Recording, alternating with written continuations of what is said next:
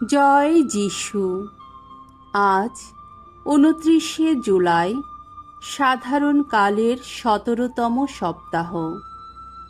আজ মণ্ডলীতে পালন করা হচ্ছে প্রভু যিশুর শিষ্যা মার্থার স্মরণ দিবস।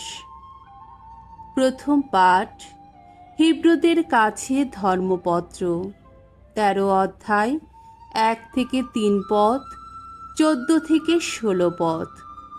অতিথি সেবা করতে কখনো ভুলে যেও না তোমরা। প্রিয়জনেরা, তোমাদের মধ্যে সর্বদাই যেন ভ্রাতৃপ্রেম জেগে থাকে। অতিথি সেবা করতে কখনো ভুলে যেও না তোমরা। অতিথি সেবা করে কেউ কেউ তো নিজেদের অজান্তে স্বর্গদূতদেরই আতিথ্য দান করেছেন। বন্দী হয়ে পড়ে আছে যারা, তাদের কথা তোমরা মনে রেখো, যেন তোমরাও তাদের সঙ্গে বন্দী হয়েই আছো। নিপীড়িত যারা, তাদের কথাও মনে রেখো, কারণ তাদের মতো তোমরাও তো রক্ত মাংসের মানুষ। আমাদের তো এই পৃথিবীতে স্থায়ী বলতে কোনো নগরী নেই, বরং আমরা ভবিষ্যতের সেই নগরীটির সন্ধানেই রয়েছি। তাই এসো, আমরা যিশুর হাত দিয়ে ঈশ্বরের কাছে নিত্যই উৎসর্গ করি শ্রুতির নৈবেদ্য, অর্থাৎ আমাদের কণ্ঠের সেই অর্ঘ্য, তার নামের সোচ্চার বন্দনা। তাছাড়া অন্যের উপকার করতে এবং নিজের যা কিছু আছে তা অন্যের সঙ্গে ভাগ করে নিতেও তোমরা কখনো ভুলে যেও না, কারণ এমন নৈবেদ্য উৎসর্গ করলেই তো ঈশ্বর তুষ্ট হন। প্রভুর বাণী। ঈশ্বরকে ধন্যবাদ। সাম সঙ্গীত ৩৪ অধ্যায় ১ থেকে ১০ পদ। ধো, আমি ভগবানকে ধন্যবাদ জানাবো চিরদিন। ভগবানের প্রশস্তি গান গাইব অনুক্ষণ। সততই আমার কণ্ঠে বেজে উঠবে তার গুণগান। ভগবানই আমার গৌরব, শুনুক নম্রচিত্ত যারা, আনন্দিত হোক। তোমরা আমার সঙ্গে ভগবানের গাও জয়গান।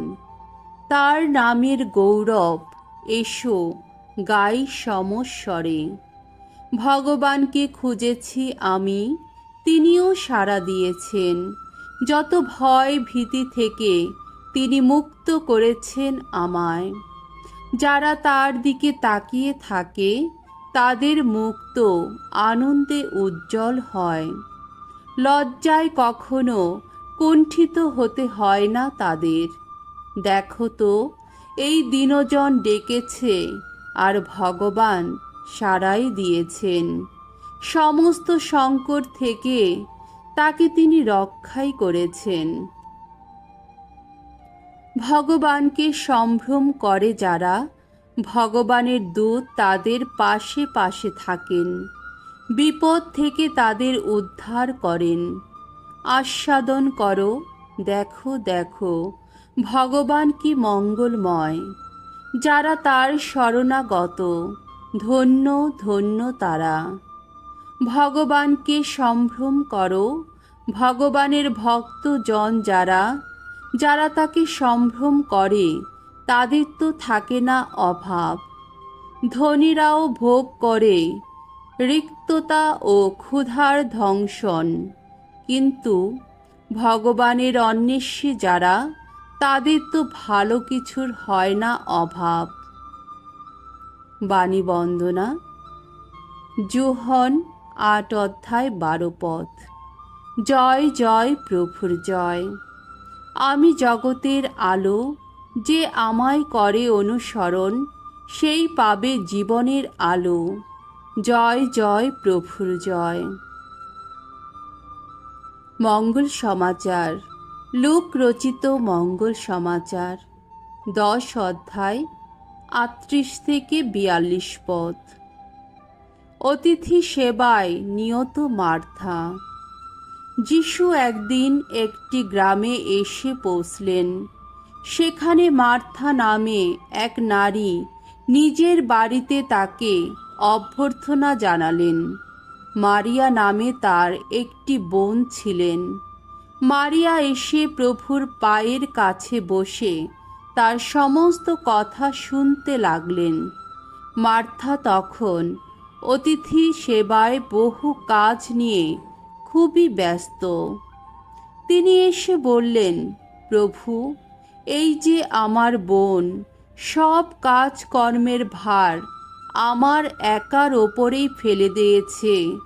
ব্যাপারটা কি আপনার কাছে কিছুই নয়? ওকে আপনি বলুন, ও যেন আমাকে একটু সাহায্য করে।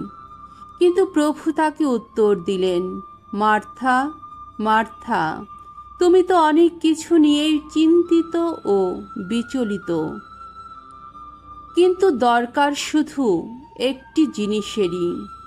নিজের জন্যে মারিয়া যা বেছে নিয়েছে তাই সবচেয়ে ভালো, আর তার কাছ থেকে তা কখনো কেড়ে নেওয়া হবে না। প্রভুর মঙ্গলময় বাণী। খ্রিস্ট প্রভু তোমার প্রশংসা হোক।